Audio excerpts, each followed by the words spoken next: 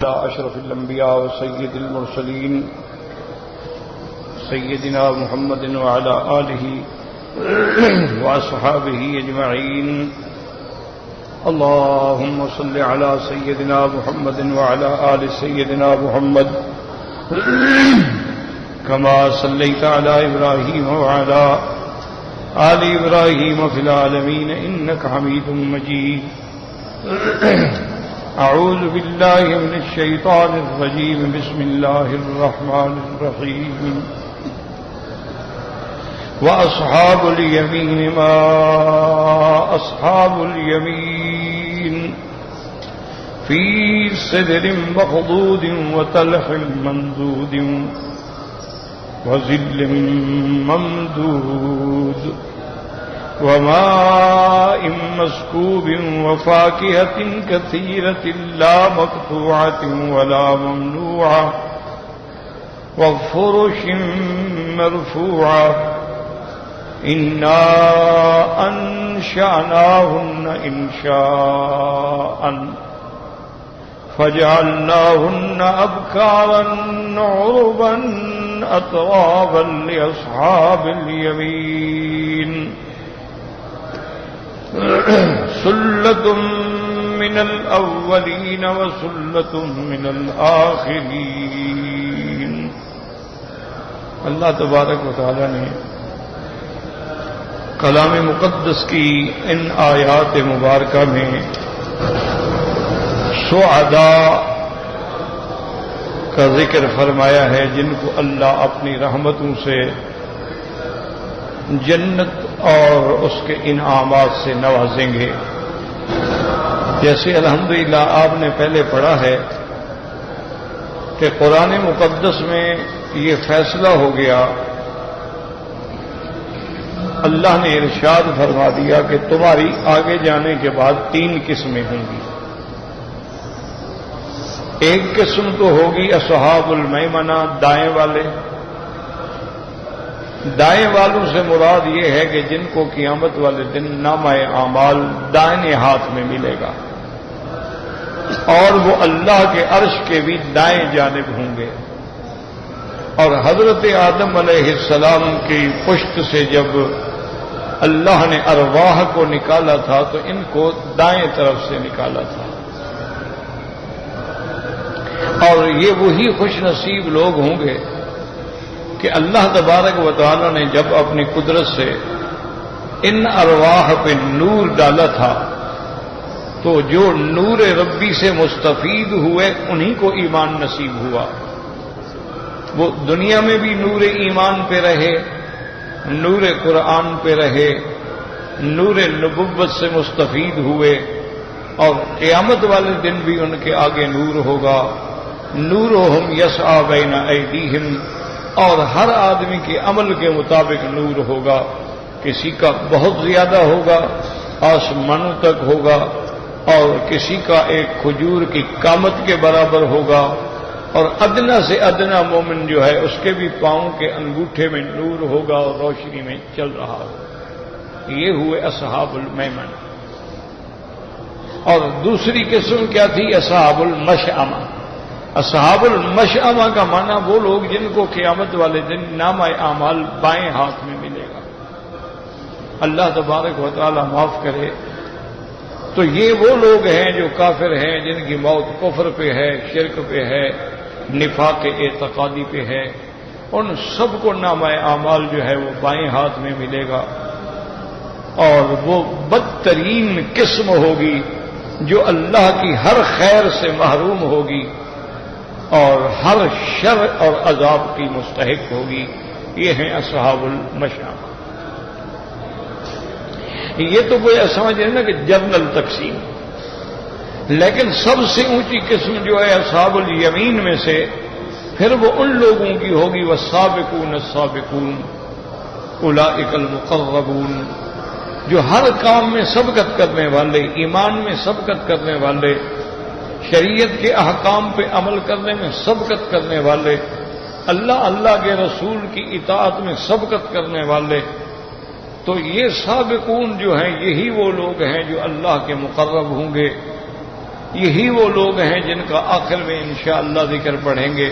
فَأَمَّا إِن كَانَ مِنَ الْمُقَرَّبِينَ فَرَوْحٌ وَرَيْحَانٌ وَجَنَّةُ نَعِيمٍ. وہاں ترتیب ذرا الگ ہے. تو یہ 3 قسمیں ہو گئی. 3 قسموں کے بعد پھر اللہ تبارک و تعالیٰ نے ارشاد فرمایا قرآن مقدس میں کہ سلۃ من الاولین. سلہ کا معنی جماعت، یعنی پہلو میں سے بہت بڑی جماعت ہوگی مقربین کی، کیونکہ اس کا تعلق ہے سابقون السابقون اولئک المقربون فی جنات النعیم سلۃ من الاولین. یعنی وہ جو سابقون ہیں اولین میں تو ان کی بہت بڑی جماعت ہوگی، لیکن آخرین میں وہ تھوڑے ہوں گے. مقربین جو ہیں وہ آخرین میں تھوڑے ہوں گے. تو اب اس کے بارے میں جیسا کہ الحمدللہ آپ نے تفصیل سے پڑھا بھی ہے، سنا بھی ہے، تو اس کا خلاصہ یہ ہے کہ بعض علماء تو فرماتے ہیں کہ حضور صلی اللہ علیہ وسلم کے زمانے سے لے کر یعنی حضرت آدم علیہ السلام سے لے کر میرے آقا رحمت دو عالم صلی اللہ علیہ وسلم تک جتنے نبی گزرے، رسول گزرے، امتیں گزریں، وہ اولین ہیں، اور حضور صلی اللہ علیہ وسلم کی امت جو ہے وہ آخرین ہے. تو صاف بات ہے کہ جب ساری امتوں میں سے دیکھا جائے تو لازمی بات ہے کہ ان کے سابقین جو ہیں وہ بہت بڑی جماعت ہے، کیونکہ لاکھوں انبیاء ہیں، لاکھوں رسل ہیں، لاکھوں ان کے اصحاب ہیں، لاکھوں ان کے متبعین ہیں. تو اس لیے بعض علماء فرماتے ہیں سلۃ من الاولین کا تعلق جو ہے وہ پہلی امتوں سے ہے، اور سلۃ من الآخرین کا تعلق و قلیل من الآخرین کا تعلق جو ہے وہ امت محمد مصطفیٰ سے ہے صلی اللہ علیہ وسلم، کیونکہ ان سب کے مقابلے پہ حضور کی امت میں تھوڑے ہوں گے. تو ایک قول یہ ہے، اور دوسرا قول جو راجح ہے، جس پہ جمہور ہیں یعنی اکثر مفسرین ہیں، اور جس کی تائید حدیث رسول سے بھی ہوتی ہے صلی اللہ علیہ وسلم، وہ فرماتے ہیں کہ نہیں، سلۃ من الاولین بھی حضور کی امت میں ہوں گے اور قلیل من الآخرین بھی حضور کی امت میں ہوں گے. یہاں سابقہ امتوں کا ذکر ہی نہیں ہے. وہ کہتے ہیں بھی سابقہ امتوں کا کوئی سیاق سے بات میں ذکر ہی نہیں. اللہ نے تو حضور کی امت کو مخاطب فرمایا ہے نا، وہ کنتم ازواجا ثلاثا، کہ تم 3 قسم ہو جاؤ گے. تو حضور کی امت کے یہ 3 قسم بیان کیے جا رہے ہیں. تو اس لیے وہ کہتے ہیں کہ سلۃ من الاولین کا معنی یہ ہے کہ حضور کا ابتدائی دور جو ہے اس میں تو سابقین بہت زیادہ ہوں گے، لیکن آخر امت میں آ کر وہ تھوڑے ہو جائیں گے. لیکن مراد امت محمد مصطفیٰ ہے صلی اللہ علیہ وعلا آلہ واصحابہ وسلم. اور اسی طرح ایک حدیث مبارک میں آتا ہے حضور پاک نے قسم کھا کے فرمایا والذی نفسی بیدہ، مجھے قسم ہے اس ذات پاک کی جس کے قبضہ قدرت میں میری جان ہے کہ نصف اہل الجنت من امتی، کہ اللہ جتنی مخلوق جنت میں بھیجے گا ان کا آدھا میری امت ہوگی صلی اللہ علیہ وعلا آلہ واصحابہ وسلم. اور اسی طرح ایک حدیث مبارک میں آتا ہے کہ قیامت والے دن جتنے اہل جنت ہیں، جتنے ایمان والے ہیں، جتنے سعداء ہیں، جتنے خوش نصیب ہیں، ان کی صفیں بنائی جائیں گی. تو ان کی صفیں جو ہیں وہ تقریباً 120 صفیں ہوں گی. ان کی صفیں جو بنے گی میدان یا محشر میں وہ کتنی لمبی ہوں گی اللہ جانتا ہے، لیکن وہ 120 ہوں گی. اور حضور نے فرمایا کہ اللہ کی رحمت سے مجھے امید ہے کہ ان میں سے 80 صفیں تو میری امت کی ہوں، یعنی 40 صفیں ساری امت کی ہوں، لیکن 80 صفیں جو ہیں وہ میری امت کی ہوں گی. حضور صلی اللہ علیہ وعلا آلہ واصحابہ وسلم تسلیما کثیرا. اور اسی طرح ایک حدیث مبارک میں ہے جس کو سیدنا ابی ہریرہ رضی اللہ تعالی عنہ نے روایت کیا ہے، حضور پاک نے جب یہ آیت مبارک پڑھی سلۃ من الاولین وقلیل من الآخرین، فرمایا ہما من امتی، یہ دونوں قسمیں میری امت میں سے ہوں. تو جب حدیث میں بھی آ جائے اور حضور صلی اللہ علیہ وسلم بھی فرما دیں تو پھر اس میں کسی مزید تعویل کی یا مزید اقوال کی ضرورت نہیں ہوتی ہے. یاد رکھیں مفسرین سارے قول ذکر کر دیتے ہیں. یہ دیانت ہے، یہ امانت ہے کہ عالم کی شان یہی ہوتی ہے کہ وہ بتلا دے کہ بھئی یہ قول بھی آیا ہے، یہ قول بھی آیا ہے، یہ قول بھی آیا ہے، اور پھر فیصلہ بھی بتلا دے کہ بھئی میرے تحقیق میں راجح قول جو ہے وہ یہی ہے. یہ دیانتدار اور جتنے صحیح معنوں میں علماء ہوتے ہیں اگر کوئی مسئلہ بھی پوچھے گا تو وہ فرما دیں گے کہ بھئی امام ابو حنیفہ رحمۃ اللہ علیہ یہ کہتے ہیں، امام شافعی رحمۃ اللہ علیہ یہ کہتے ہیں، امام احمد بن حنبل رحمۃ اللہ علیہ یہ کہتے ہیں، امام مالک رحمۃ اللہ علیہ یہ کہتے ہیں، اور تمام ائمہ برحق ہیں.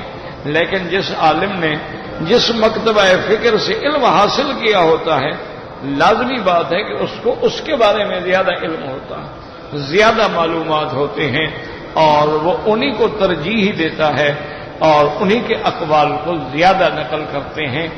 لیکن یہ نہیں کہتے کہ باقی غلط ہیں.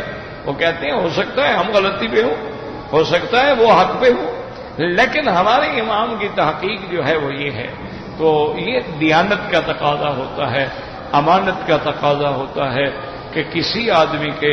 اس لیے بڑے بڑے ائمہ جو تھے وہ جب فتویٰ دیتے یا جب مسئلہ بیان فرماتے وہ فرماتے تھے کہ الحمدللہ میں حق پہ ہوں اور میرا قسم جو ہے وہ خطا پہ ہے، لیکن یہ ہو سکتا ہے کہ میں خطا پہ ہوں اور وہ حق پہ ہوں، کیونکہ یہ معاملہ تو پھر قیامت میں اللہ کے ہاں کھلے گا.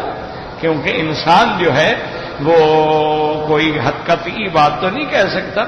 کلنا خطاؤن، حضور پاک نے فرمایا کہ ہم سب خطا کار ہیں اور خیر الخطائین التوابون، لیکن اللہ کو وہ گناہ گار بھی بڑے پسند ہیں جو توبہ کرتے ہیں، کیونکہ اللہ توبہ قبول فرمانے والے ہیں. وہ تواب ہیں، وہ رحیم ہیں، وہ غفور ہیں، وہ ستار ہیں.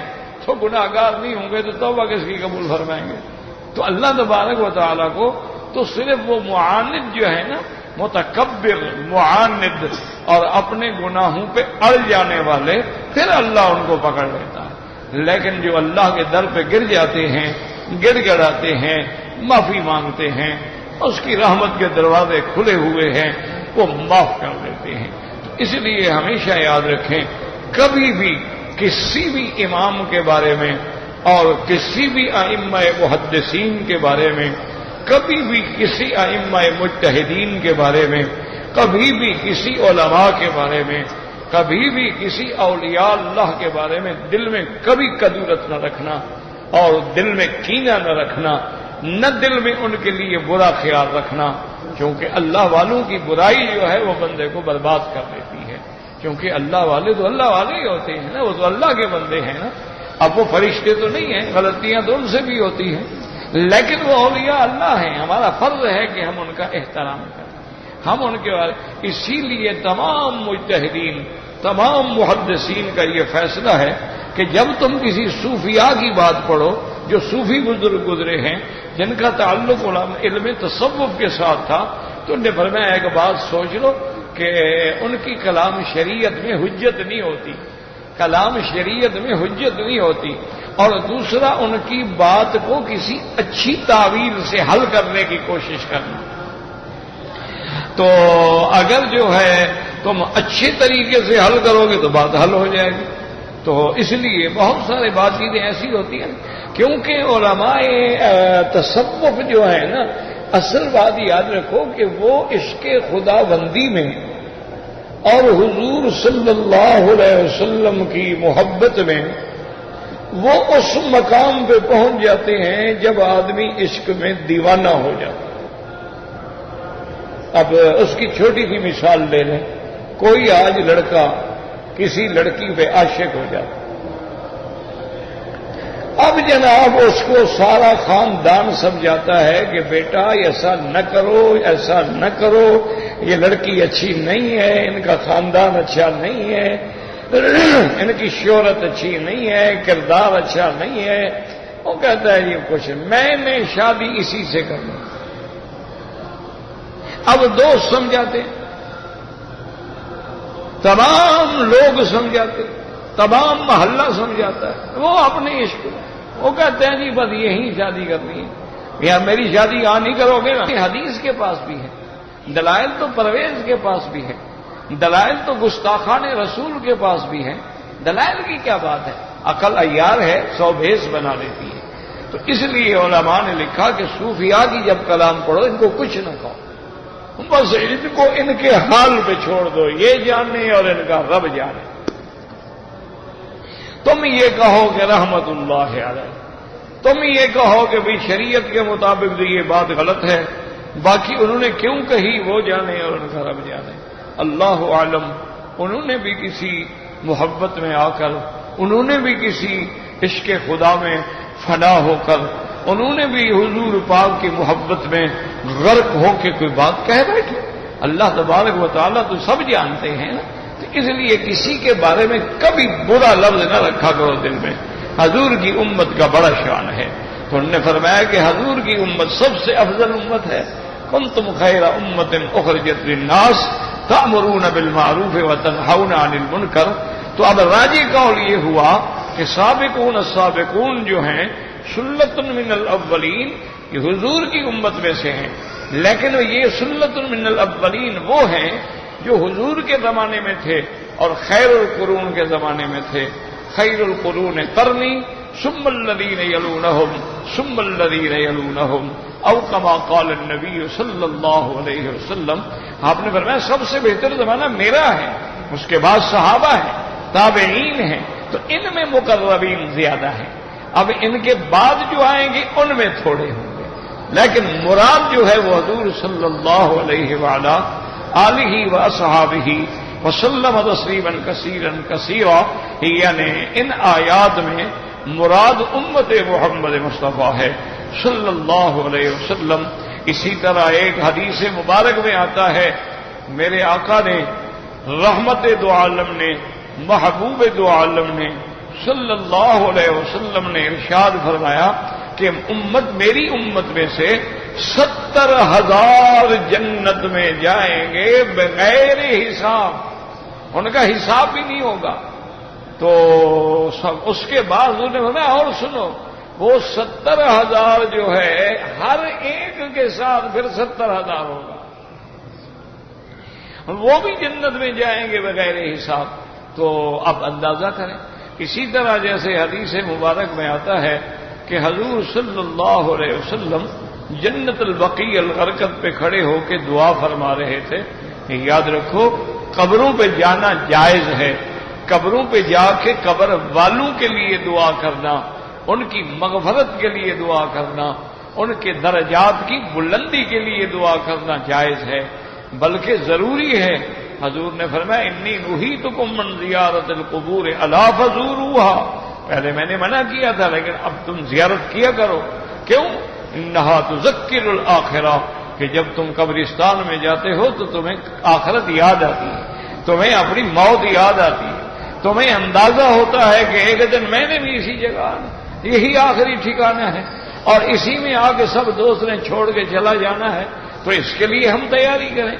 تو قبروں پہ جانا منع نہیں ہے، اولیاء اللہ کی قبروں پہ جانا منع نہیں ہے، لیکن یاد رکھو جو چیزیں شریعت نے منع کی ہیں وہ ہے کہ سجدہ کرنا ناجائز ہے، طواف کرنا ناجائز ہے، بزرگوں سے براہ راست مانگنا جو ہے وہ ناجائز ہے، بزرگوں کی مزارات پہ عرس منانا جو ہے ناجائز ہے، قوالیاں کرانا جو ہے ناجائز ہے، ان کی مزارات پہ دیے جلانا جو ہے ناجائز ہے، ان کی مزارات پہ پھولوں کی چادریں چڑھانا جو ہے ناجائز ہے، ہاتھ باندھ کے الٹے پاؤں چلنا جو ہے ناجائز ہے، مزارات کے دروازے کی چوکھٹ کا چومنا ناجائز ہے، مزارات کے نام پہ چڑھاوے چڑھانا ناجائز ہے، مزارات کے شیخ کے تقرب کے نام پہ خیرات کرنا ناجائز ہے، وہاں جا کے ذبیحہ کرنا ناجائز ہے۔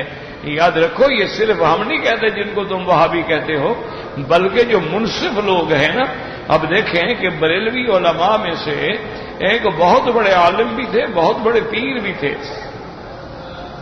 حضرت مہر علی گولڈ شریف کے تھے رحمت اللہ علیہ، تو وہ بہت بڑے عالم بھی تھے، اور بہت بڑے پیر بھی تھے، انہوں نے ایک کتاب لکھی ہے، اس کا نام ہے اعلاء کلمۃ الحق. تو اس سے وہ سوال جواب ہے. یعنی بعض مریدوں نے پوچھا، آپ سے سوال پوچھا کہ حضرت آج کل جو ہمارے ہاں قوالیاں ہوتی ہیں، عرس ہوتی ہیں، فرمایا سب ناجائز ہیں. انہوں نے کہا جی جو تعظیمی طور پہ قبر پہ سجدہ کرتے ہیں، فرمایا بالکل ناجائز ہے، اور اگر عبادت کی نیت ہو گئی تو یہ کافر اور مشرک ہے. یہ ان لوگوں نے لکھا ہے کہ وہ حق کہنے کے لیے نہیں ہے اس کے چل. حالانکہ وہ خود صوفی ہیں، بہت بڑے صوفی ہیں، بہت بڑے پیر ہیں. اور گولڑا شریف ابھی بھی ان کے میرے خیال میں پوتے تھے، نصیر الدین ناصر رحمت اللہ علیہ، وہ بھی فوت ہو گئے، جوانی میں فوت ہو گئے، اللہ ان کی مغفرت فرمائے. تو وہ عجیب آدمی تھا، تھوڑی سی عمر، یعنی میرے خیال میں 50 سال سے پہلے فوت ہو گئے وہ. اور وہ عربی کا شاعر تھا، اردو کا شاعر تھا، فارسی کا شاعر تھا، ہر زبان میں سرائکی، اردو، فارسی، پنجابی. اچھا، پھر بڑی زبردست کتابیں لکھی. جو بریلوی حضرات عقیدہ رکھتے ہیں نا کہ انبیاء عالم الغیب ہیں، ان پر اس نے کتاب لکھی ہے ایک، ان کے اپنے مسلک کا مفتی ہے جس نے کتاب لکھی کہ انبیاء عالم الغیب ہیں، اولیاء اللہ جو ہیں عالم الغیب ہیں. تو اس پر اس نے کتاب لکھی اس کی رد میں کہ لطمۃ الغیب علی مدعی علم الغیب، کہ اس کے منہ پہ میں تھپڑ مارتا ہوں جو انبیاء کے علم غیب کا قائل ہو. اتنی زبردست کتاب لکھی، مجھے بھی بھیجی تھی کہ آپ کتاب پڑھ لیں، اگر آپ کو صحیح لگے تو اس کا مجھے جواب دیں. میں ابھی تیاری کر رہا تھا، وہ فوت ہو گئے، اللہ کی مرضی ہے. انا للہ و انا الیہ. تو اب ایسے لوگ ہر دور میں، حالانکہ وہ خود پیر ہے، پیر کا بیٹا ہے، اولاد ہے ان کی. اور حضرت مہر علی شاہ صاحب رحمت اللہ علیہ، وہ جن کی ایک بڑی مشہور نظم ہے جو گائی جگ، کتھے مہر علی کتھے تیری سنا، گستاخ اکھیں کتھے جا اڑیاں.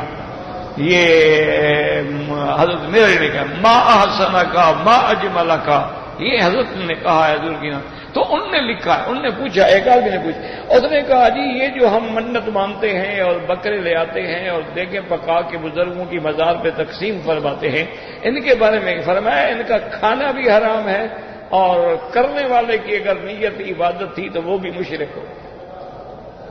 اتنا ماشاءاللہ انہوں نے باقاعدہ اعلاء کلمۃ کتاب ہے، لے لیں آپ، لے لیں اعلاء کلمۃ الحق، حضرت مہر علی شاہ صاحب رحمت اللہ ہے. تو بعض اوقات حق منہ سے نکل جاتا ہے نا. اب دیکھیں نا کہ ان کا سب سے بڑا اعلیٰ حضرت جو تھا وہ تو احمد رضا تھا. اعلیٰ حضرت جو تھا احمد رضا خان تھا بریلوی. اس سے کسی نے آ کے مسئلہ پوچھا کہ حضرت یہ جو مزارات پہ قوالی ہے اس کے بارے میں آپ کا کیا؟ فرمایا یہ قوالی حرام ہے، اور یا اللہ کو یہ ستا رہے ہیں جو ان کی مزار پہ قوالیاں کرتے ہیں.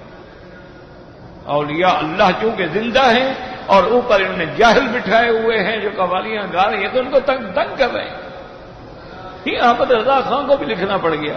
حق بات تو ماننی پڑتی ہے نا، کبھی نہ کبھی منہ سے نکل جاتی ہے. تو بہرحال میرے کہنے کا مقصد یہ تھا، کبھی کسی کے بارے میں برائی کرنے سے مسائل حل نہیں ہوتے. مسائل ہمیشہ محبتوں سے حل ہوتے ہیں، مسائل ہمیشہ موعظہ حسنہ سے حل ہوتے ہیں. برائیوں سے اور غصے سے اور ایک دوسرے کو کافر کہنے سے اور گمراہ کہنے سے اس کے پیچھے نماز نہیں ہوتی، اس کے پیچھے نماز نہیں ہوتی. اس طرح مسائل حل نہیں ہوتے. ادعو الی سبیل ربک بالحکمت والموعظۃ الحسنہ. تو اب آپ دیکھیں گے حضور کھڑے ہیں جنت البقیع پہ، دعا فرما رہے ہیں. یعنی قبرستان میں جا کے دعا مانگنا سنت رسول اللہ ہے صلی اللہ علیہ وسلم. تو پھر جب واپس آئے، بڑا لمبا واقعہ ہے، تو حضور نے فرمایا عائشہ تم نے بنی کلاب قبیلہ جو ہے، یہ عرب لوگ جو ہے نا یہ ایسے نام رکھتے تھے، بنو کلب، بنو اسد، بنو فہد، بنو فہر، بنو نمر. کیوں؟ ان کا طریقہ یہ تھا کہ مردوں کا نام ایسا ہو جس میں دہشت ہو، ڈر آئے دشمن کو. دیکھا نہیں آج کل بلوچوں کے نام کیسے ہوتے ہیں، منگل خان تو پتہ نہیں، بدھو خان تو پتہ نہیں کیا کیا ہوتے ہیں. وہ بھی وہی جاہلیت ہے نا.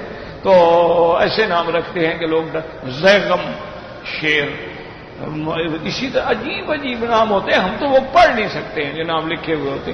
تو بہرحال تو ایک بہت بڑا قبیلہ تھا بنو کلاب. اچھا بنو کلب، اچھا وہ کیوں مشہور ہوئے؟ ان کے کتے زیادہ تھے. کتے زیادہ ہونے کا کیا معنی ہے کہ مال زیادہ تھا. مال زیادہ تھا تبھی تو کتے پہلے کے لیے رکھے ہوئے تھے نا، ورنہ کتوں کو کیا کرتے. تو اس کا معنی تھا کہ وہ ان کے ہاں مال بڑا تھا. تو حضور نے فرمایا تم نے بنی کلاب کی بکریاں دیکھی ہیں عائشہ؟ انہوں نے کہا یا رسول اللہ وہ تو ہزاروں کی تعداد میں بکریاں ہیں. تو آپ نے فرمایا ان کے جتنے بال ہیں میری دعا سے اللہ نے میری امت کو بخش دیا ہے. تو اب اندازہ فرمایا کہ یہ ساری شان امت محمد مصطفیٰ کی ہے. اس لیے دعا کیا کریں کہ اللہم امتنا علی عقیدت اہل السنت والجماعہ واجعل آخر کلامنا لا الہ الا اللہ محمد الرسول اللہ. تو اس لیے علماء نے فرمایا کہ یہ دونوں جماعتیں جو ہیں وہ امت محمد مصطفیٰ سے ہیں. فرق اتنا ہے ایک سابقین ہیں اور ایک آخرین ہیں. تو اولین میں زیادہ ہیں چونکہ حضور کے صحابہ ہیں، تابعین ہیں، تبع تابعین ہیں، اور آخر میں تھوڑے ہیں. تو اس لیے انہوں نے کہا کہ مراد حضور کی امت ہے. سلۃ من الاولین وقلیل من الآخرین. اب یہ بحث الحمدللہ ہو گئی. آج کے سبق میں جو ہم نے آیات پڑھی ہیں، اللہ تبارک و تعالی ارشاد فرماتے ہیں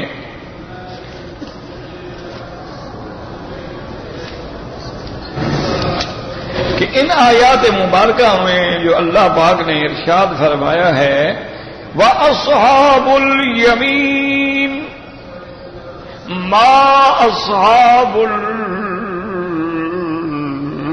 الْيَمِينِ. یاد رکھیں یہ لفظ ما ہے، جیسے یہ کسی چیز کی عظمت کو بھی اور کسی کی ہیبت کو بیان کرنے کے لیے، جیسے اللہ فرماتے ہیں القارعۃ مَلْقَارِعَةُ وَمَا أَدْرَاكَ مَلْقَارِعَةُ. تو وہاں ہیبت ہے اور یہاں عظمت شان ہے کہ اصحاب الیمین ما اصحاب الیمین، وہ داہنے والے کیا شان ہوگی ان کی. داہنے والے تو داہنے والے وہ ہیں جن کو قیامت میں اللہ نامہ اعمال جو ہے وہ داہنے ہاتھ میں دیں گے.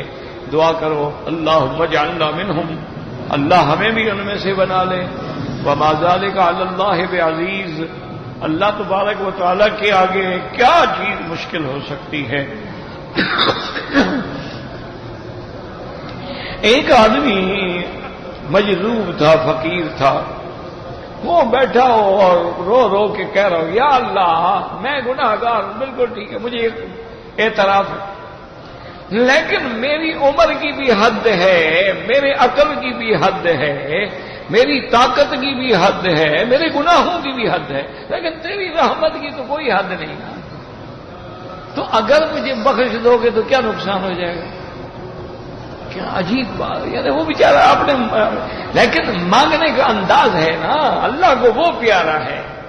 یہ جو ہم بنا بنا کے اور سنوار کے اور لفظ ملا کے یہ ضروری نہیں ہوتا ہے. دعا وہ ہے جو دل سے نکلتی ہے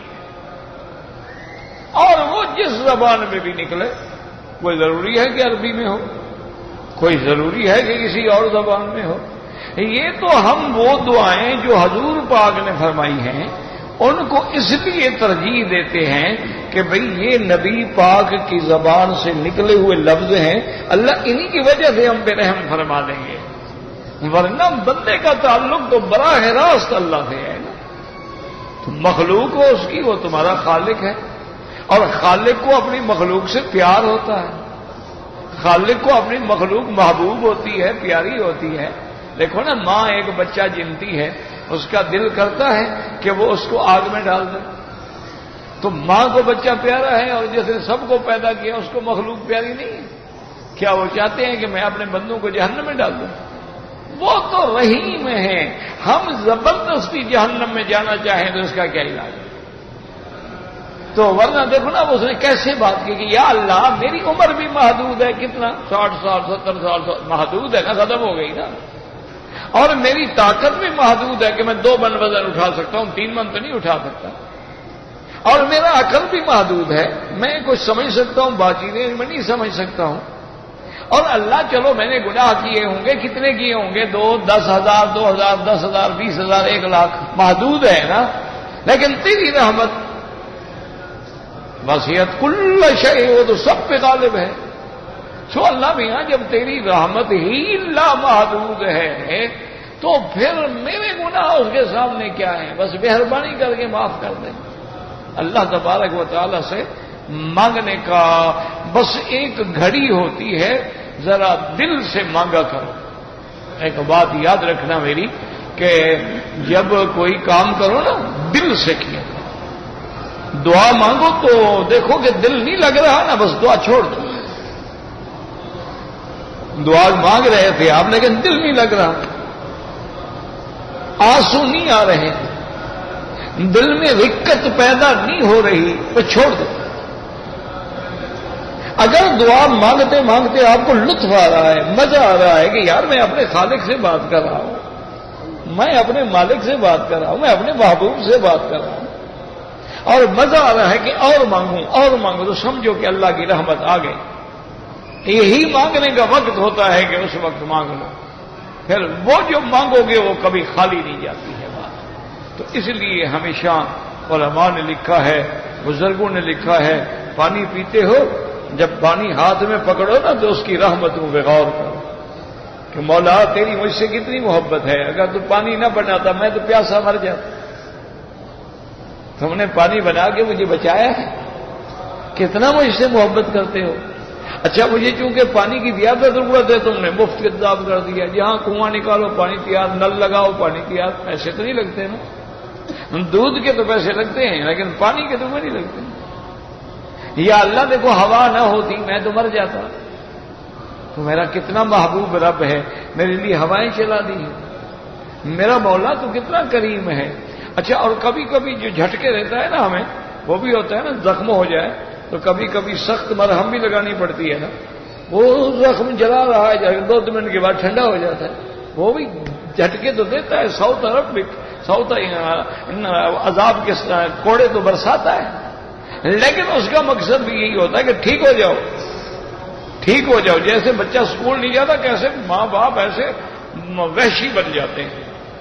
یعنی ماں حیران ہو کے دیکھ رہی ہوتی کہ باپ اپنے بیٹے کو کہتے کیا ہے تم دشمن کو مار رہے ہو کہ چھوڑو ایک طرف ہو جاؤ، میں اس کی چمڑی ادھیڑ دوں گا. کیوں کہ اگر نہ پڑھا تو جاہل بنے گا، جاہل ہوا تو پھر جھاڑو لگائے گا سڑک پہ کھڑے ہو.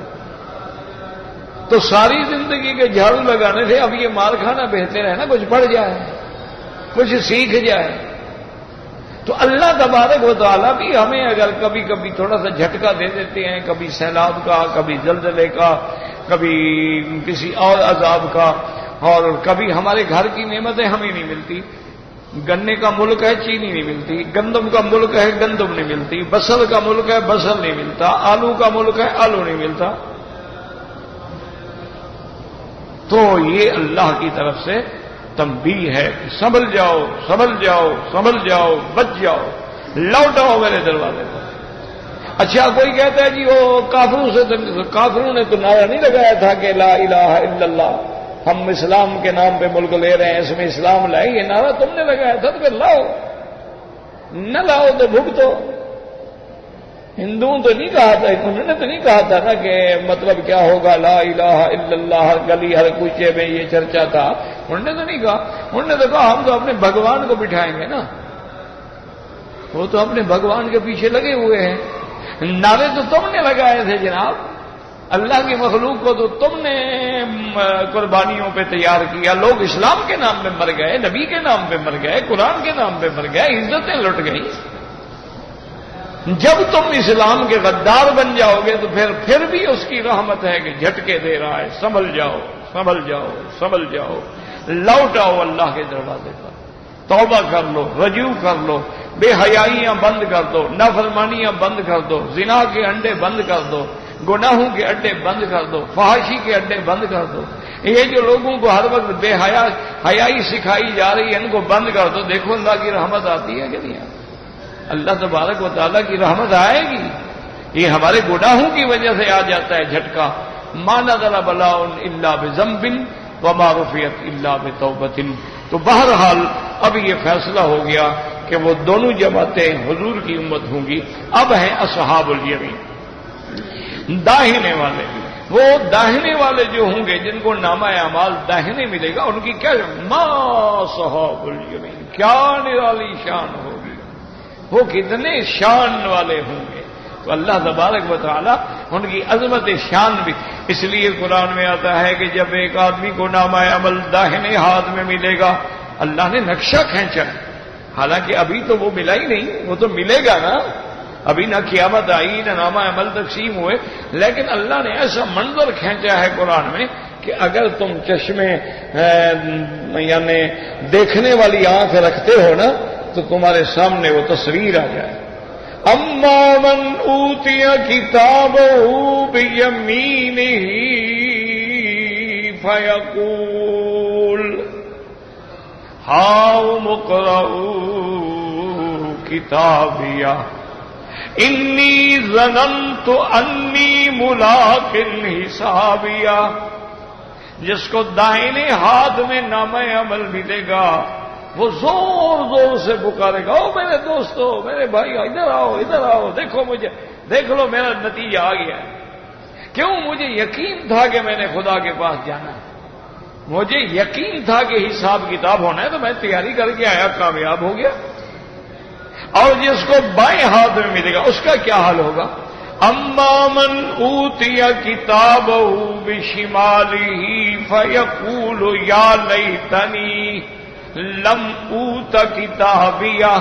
جس کو بائیں ہاتھ میں ملے گا وہ کہے گا کاش یہ مجھے نہ ہی ملتا تو اچھا، نہ ہی دیکھتا تو میں اچھا تھا. اس میں تو بس میرا کچا چٹھا سارا لکھا ہوا ہے، کوئی چیز چھوٹی ہی نہیں. تو اس لیے اللہ فرماتا اصحاب الیمین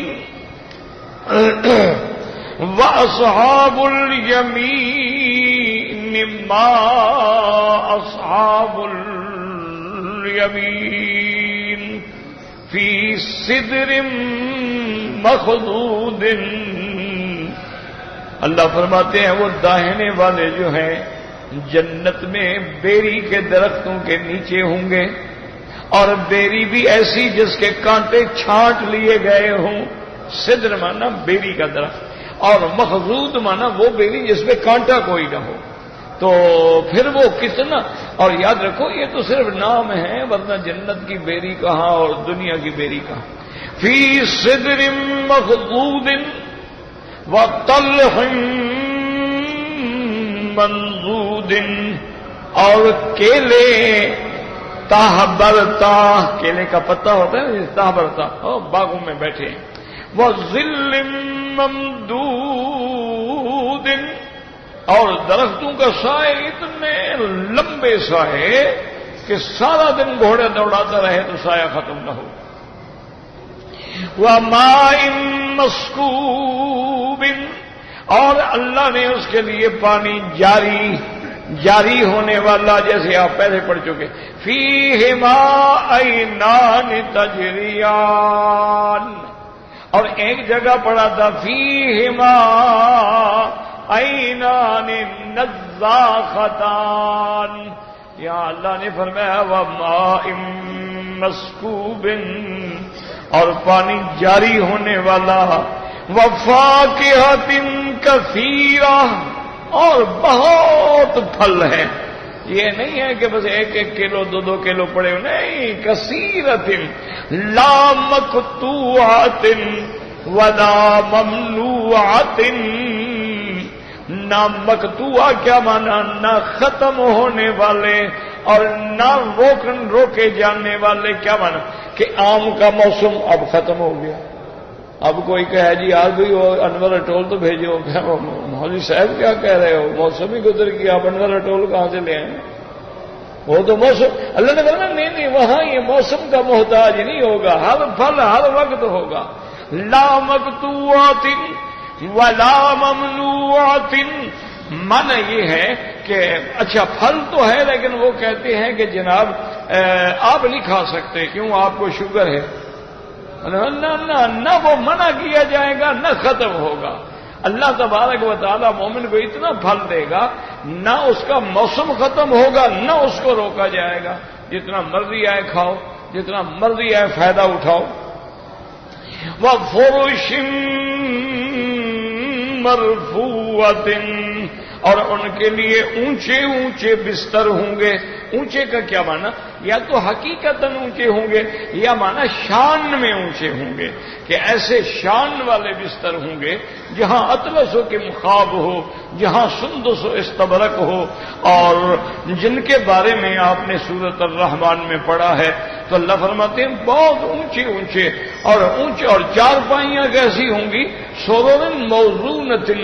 سونے سے جڑی ہوئی، سونے کے تاروں سے بنی ہوئی. تو اللہ فرماتے ہیں مومن کے لیے، اصحاب الیمین کے لیے وہ اونچے اونچے بستر ہوں گے. اور اس کے بعد فرمایا انا انشأناہن انشاء. اب مومن کے لیے سب کو جو ہے پھل بھی ہیں، گوشت بھی ہیں، بستر بھی ہیں.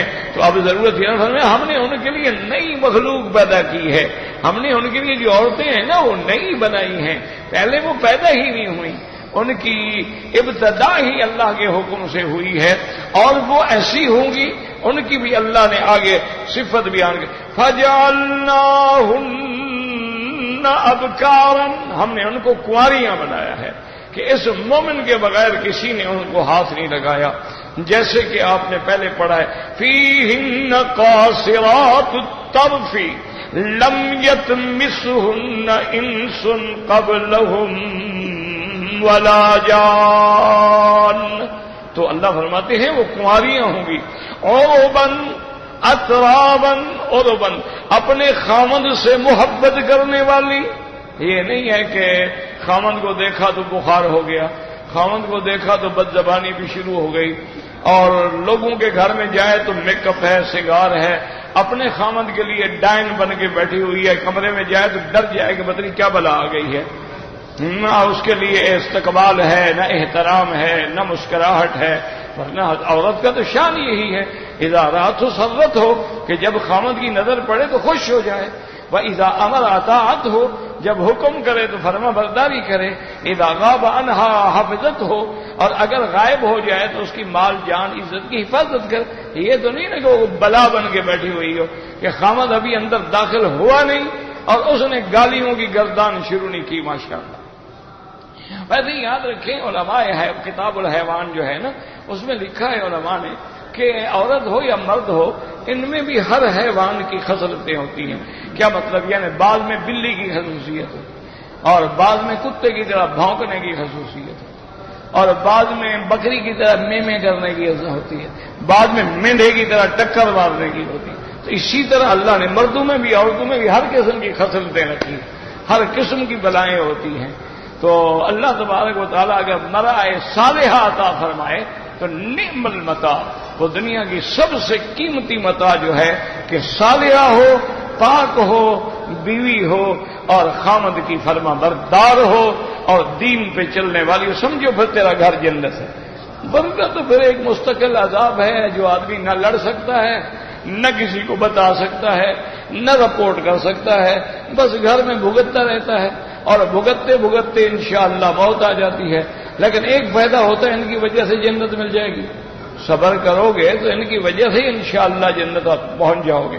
فرمایا فَجَعَلْنَاهُنَّ أَبْكَارًا عُرُبًا. تو کنواری ہونا جو ہے صفت ہے کہ عورت وہی عورت ہوتی ہے جس نے اپنے کنوار پن کو محفوظ رکھا ہو، خاوند کے بغیر اس نے کبھی گناہ نہ کیا ہو.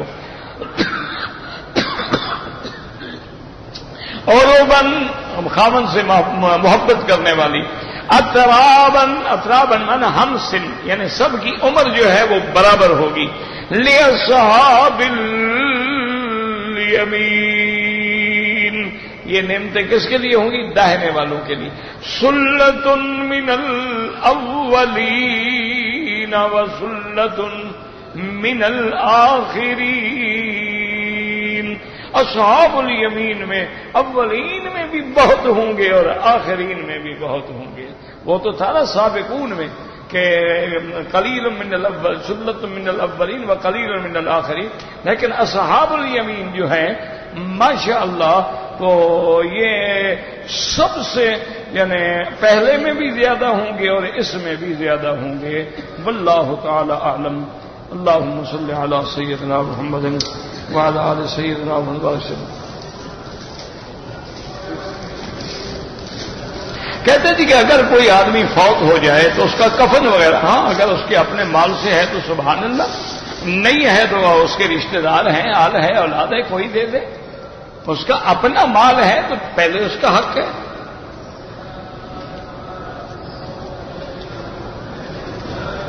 کہتے کہ اپنے والدین کے نامحرم رشتہ داروں کو نہیں ملتے.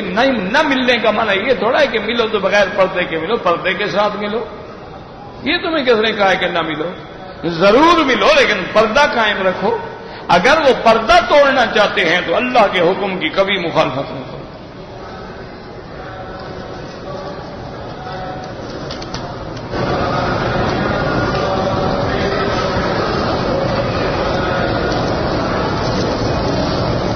اگر آپ کی والدہ نے عمرہ کی نیت مدینے پاک سے کر لی لیکن مکہ پہنچنے کے بعد تھکاوٹ کی وجہ سے عمرہ کیا ہی نہیں تو عمرہ بھی کرے اور دم بھی ادا کرے.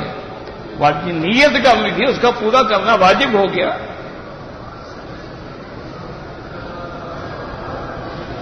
کہتے جی کہ کوئی کام کرتے ہیں تو خسارہ ہو جاتا ہے تو جو کام شروع کرو اس کے کرنے سے پہلے استخارہ کرو. استخارہ کر کے جو کام کرو گے کبھی خسارہ نہیں ہوگا. اور اس کے بعد استغفار زیادہ پڑھا کرو. استغفر اللہ استغفر اللہ. گاڑی میں فرض نماز بالکل پڑھنی ہوگی اور قبلے کی طرف معلوم کرنی ہوگی، اسی طرف رخ کر کے اور کھڑے ہو کے پڑھنی ہوگی. کھڑے ہو کے پڑھنا مشکل ہو تو پھر بیٹھ کے پڑھنی ہوگی اور رخ قبلے کی طرف کرنا ہوگا. پھر نماز میں گاڑی پھرتی جائے تو کوئی حرج نہیں.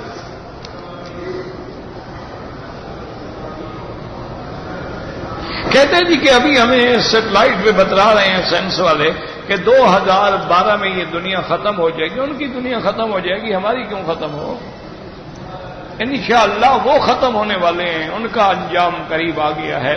ابھی ہمارے لیے تو بڑا وقت ہے. ابھی تو خروج دابہ نہیں ہوا، یاجوج ماجوج نہیں نکلے، حضرت عیسیٰ علیہ السلام نہیں آئے. کیسے ختم ہونے والی ہے؟ انشاءاللہ ان کی ختم ہونے والی ہے. یاد رکھو وہ مٹنے والے ہیں. یہ آخری بھڑک ہے. چراغ میں جب تیل ختم ہوتا ہے نا، بھڑکتا ہے چراغ صبح جب خاموش ہوتا ہے، تو آخری بھڑک ہے، ورنہ بہت جلد کفر مٹ جائے گا. کہتے ہیں جی آپ درس سے پہلے کون سی دعا پڑھتے ہیں؟ جتنا دیر میں نے استادوں کی خدمت کی ہے میری کہو، پھر میں بتاؤں گا آپ کو.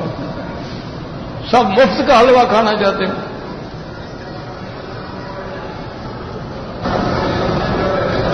کہتے ہیں جی کہ آپ کی کھانسی کا علاج جو ہے نیم کے پتوں کا عرق جو ہے وہ چھوٹی چمچ سونے سے پہلے 7 دن پیئیں. اللہ شفا دی. تو مجھے بنا کے دے دو.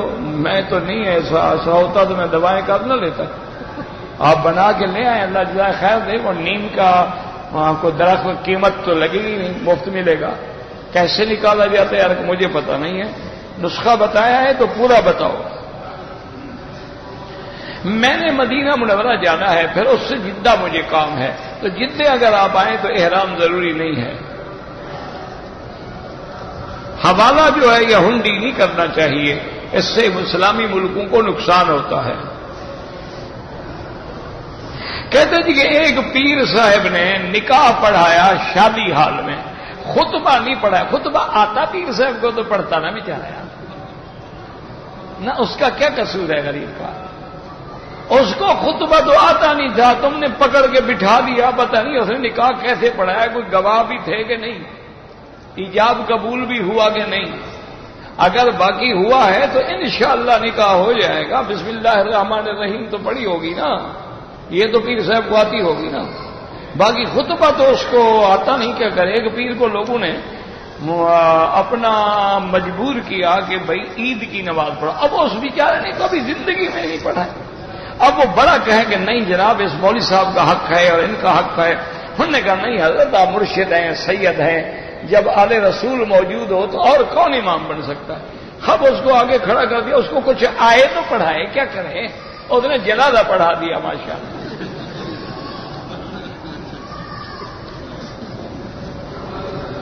حرم شریف میں کتنے امام ہیں تو کسی سے جا کے پوچھ لو یا دفتر میں جا کے پوچھ لو. یہ کوئی مسئلہ تو نہیں نا کہ میں بتاؤں. بس بیٹھے رہتے ہیں, لکھتے رہتے ہیں. کہتے ہیں جی کہ ایک آدمی کو قرضہ دیا تھا, وہ بندہ فوت ہو گیا. اب وہ پیسے میں بطور زکوٰۃ ادا کر سکتے, یعنی جو پیسہ ڈوب جائے وہ خدا کا, جو رکھا ہے گھر میں وہ اس کا. ماشاءاللہ اللہ کے ساتھ بھی چالاکی کر رہے ہو. وہ جناب زکوٰۃ نہیں ہوتی, وہ تو ڈوب گیا, ہے ہی نہیں, ملا ہی نہیں, زکوٰۃ کیسی.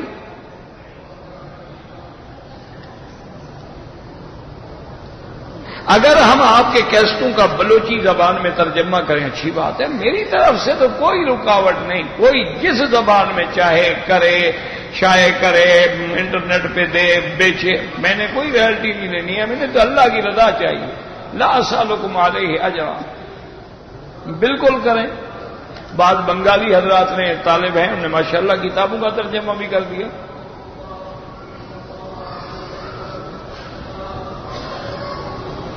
کہتے ہیں میں نے مکہ میں رہتا ہوں, حج افراد کیا تھا. بالکل ٹھیک ہے. قربانی کا میں نے پاکستان میں کہہ دیا تھا, وہ تو قربانی الگ چیز ہے نا. حج افراد کی بکری تھی ہی نہیں. اچھا کیا تم نے, ٹھیک کیا. کہتا ہے جی کہ جب طواف کا 7واں چکر ختم ہوگا پھر بھی کہیں گے اللہ اکبر. ربنا تقبل منا انك انت السميع العليم وتب علينا انك انت التواب الرحيم.